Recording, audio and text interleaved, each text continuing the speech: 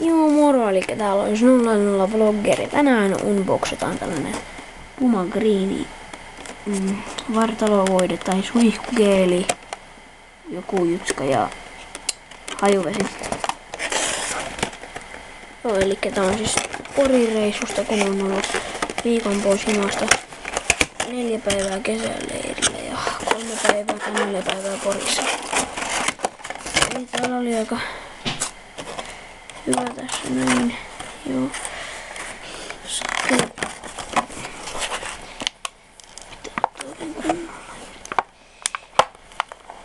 no niin, nyt se lähti. Tollanen, aika hieno. Joo. Tää se lähtee olemaan vähän helpommin. Tollanen. Kiva. Hyvä. Hieno. Joo, ja myös Ed Energy Drink lasit. Hain sieltä.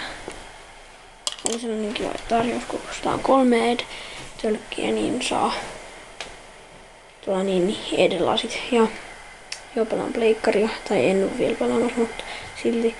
Ja arvatkaapas mitä.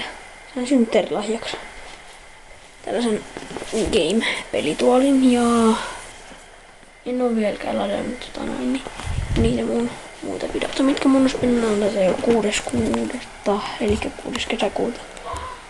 Aloittiin. Mutta uskoisin, että nyt mä rupeaisin pelaamaan, elikkä niin, mulla oli vielä yksi juttu. Iron Maidenin paita. Ostettiin Porista jo sekin. Mutta nyt mä rupean pelaamaan leikkaria, elikkä se olisi nyt sitten moro.